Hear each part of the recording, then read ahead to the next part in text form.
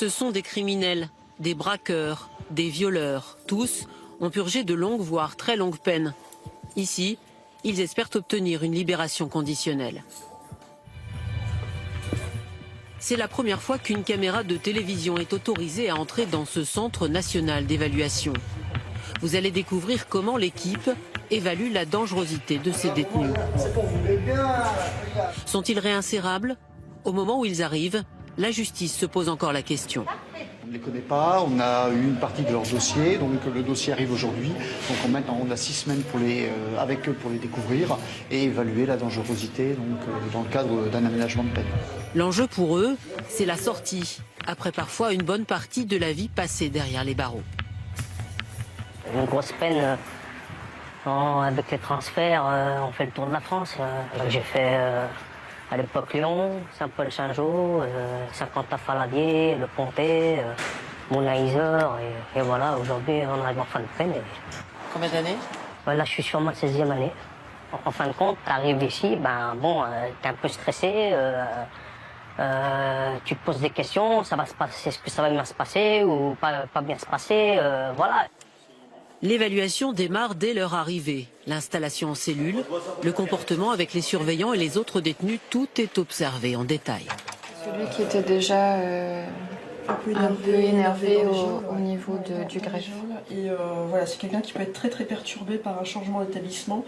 Il était un peu agressif à l'arrivée. Et il était particulièrement aussi agressif lors de la distribution du repas où il a déjà insulté les agents. Le premier jour, l'équipe de direction passe faire connaissance dans chaque cellule. C'est le moment de mettre un visage sur un nom de dossier.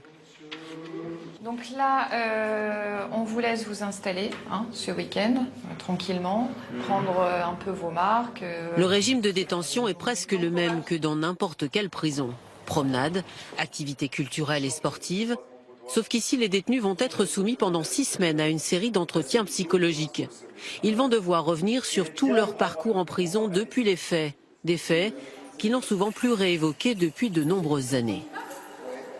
On est obligé de revivre encore ce passé. Encore, il faut se rappeler tous les détails, mais ça fait quand même quelques décennies. Vous avez fait combien d'années de prison? C'est dur de dire. Je suis en 42e année. Après toutes ces années, quel recul ont-ils sur leurs crimes? Il est impressionnant, il a un lourd passé judiciaire, il a récidivé sur une période de libération conditionnelle. Au bout des 6 semaines, toute l'équipe se réunit en commission et se prononce sur chaque cas. Puis il n'a pas du tout d'empathie pour qui que ce soit, quoi. Enfin, les victimes n'existent pas. L'équipe se base sur les évolutions positives du détenu et sur ses comportements encore inquiétants pour trancher. Ce que l'on craint, c'est la récidive. Violence partout, jusque 2014. Et qu'est-ce qu'il en dit de ça? C'est pas vrai, non, c'est pas lui à chaque fois. C'est pas lui. Non, c'est pas lui. Bon, on peut pas espérer grand-chose là au jour d'aujourd'hui. Précarité effectivement sur tous les champs de son existence. Donc monsieur, ça sera à risque élevé. Et puis au niveau de cette demande d'aménagement de peine, ça me semble extrêmement compliqué aujourd'hui. Le travail fait sur lui-même par ce détenu est jugé trop fragile. La décision est négative. Il y a des gens qui se sont saisis de leur détention pour réfléchir, pour amorcer un changement. D'autres, pas du tout. Et on sait très bien qu'à la sortie, il n'y aura pas forcément d'évolution majeure et que toutes les failles, les critères qui ont concouru au passage à l'acte sont toujours présents. Si le détenu est jugé réinsérable, il s'écoulera encore plusieurs mois avant sa sortie effective.